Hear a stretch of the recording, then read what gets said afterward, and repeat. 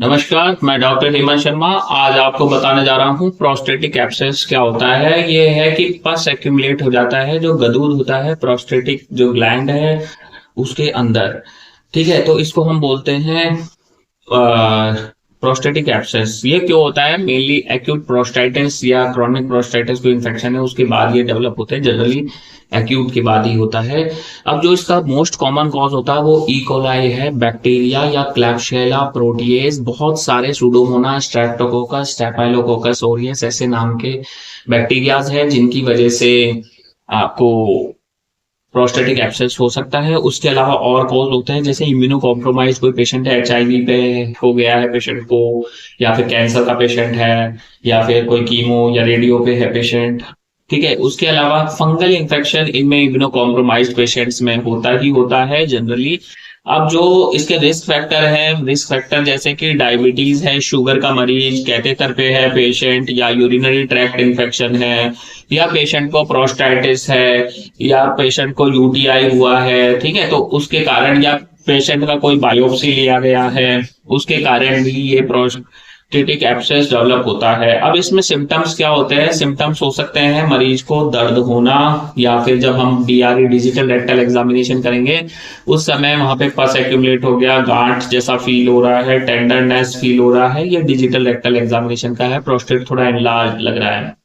Fever आ सकता है patient को, हाई ग्रेड चिल्स, ठंड लग सकती है मरीज को, लोअर बैक पेन हो सकता है, दर्द कमर में रेडिएट हो सकता है, पेशाब पे जलन हो सकती है, पेशाब बार बार आ सकता है।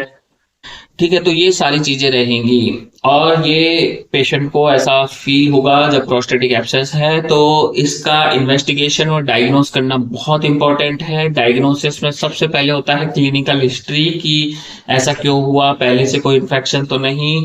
तो उसमें डिजिटल रेक्टल एग्जामिनेशन हम कर सकते हैं। ट्रस होता है ट्रांस रेक्टल अल्ट्रासोनोग्राफी, लेटरिन के रास्ते से एक सोनोग्राफी की जाती है, उसमें हम एब्सेस कैविटी को देख लेते हैं। या फिर यूरिन कल्चर, यूरिन रूटीन, या कुछ केसेस में एमआरआई भी सजेस्ट की जाती है। अब जो इसका ट्रीटमेंट होता है, क्या आपको लगता है प्रोस्टेटिक एब्सेस का ऑपरेशन ही होगा? आप कहीं पे भी जाएंगे आजकल बहुत ज्यादा फोर्स किया जाता है पेशेंट को कि सर्जरी करा लो तुरंत तुरंत तुरंत। कोई भी चीजें उनके ऊपर मैं अलग से वीडियो बनाऊंगा कि सर्जरी क्यों नहीं करानी चाहिए, कब नहीं करानी चाहिए, सर्जरी के इंडिकेशन क्या है।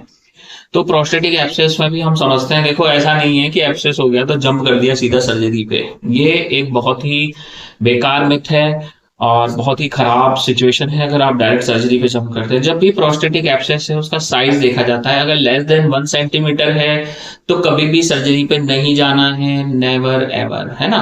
सर्जरी पे जाने की जरूरत नहीं पड़ती है। इसमें हाई एंटीबायोटिक्स, इंट्रावेनस एंटीबायोटिक्स से ट्रीटमेंट होगा और पेशेंट को मॉनिटरिंग किया जाएगा ट्रांसरेक्टल अल्ट्रासोनोग्राफी के द्वारा। अगर पेशेंट को मल्टीपल लोकेटेड एब्सेस है, पेशेंट सीवियरली फीवर है, तो उस केस में हमें ऑपरेशन करना पड़ता है। मतलब बहुत सारे एब्सेस कैविटीज होनी चाहिए। या फिर मोर देन 1 सेंटीमीटर साइज का एब्सेस है, कई बार वो भी मेडिकली ट्रीट हो जाता है, रिजॉल्व हो जाता है। तो जरूरी नहीं है सीधा भागा और सर्जरी करा दिया, सर्जरी भी नहीं करनी है इसमें। अगर आपको लगता है मल्टीलोब्युलेटेड एब्सेस है तो उस केस में ट्रस गाइडेड ड्रेनेज किया जा सकता है। ये नहीं कि प्रोस्टेट ही निकलवा रहे, वो टीओआरपी ही करवा डाला कि एब्सेस था तो टीओआरपी कर दे, वो भी किया जाता है पर उसके स्पेशल इंडिकेशंस होते हैं, ऐसे जंप नहीं करना है। या फिर पेरिएनल इसको ड्रेनेज भी किया जाता है, वो भी लास्ट में है। ठीक है, तो ध्यान रखें, अगर आपको भी प्रोस्टेटिक एब्सेस हुआ है या प्रोस्टाइटिस है या यूटीआई है तो व्हाट्सएप नंबर मेरा इस वीडियो के डिस्क्रिप्शन में, वहां जाएं, मैसेज करें और अपना अपॉइंटमेंट बुक करें। वीडियो अच्छा लगता है लाइक कर दें, चैनल पर नए हैं सब्सक्राइब करना ना भूलें। उसके अलावा जैसे कई बार ड्रेन कर दिया पस को, उसके बाद भी कॉम्प्लिकेशन होते हैं, जैसे यूरिन प्रॉपर नहीं आ रहा है, यूरिन बार बार आ रहा है, या यूरिन कंट्रोल नहीं हो रहा है, लीक हो रहा है, तो उसके लिए आप कांटेक्ट कर सकते हैं, व्हाट्सएप पे मैसेज कर सकते हैं। नंबर डिस्क्रिप्शन में इस वीडियो के मिल जाएगा। थैंक यू, धन्यवाद, नमस्कार, गुड बाय।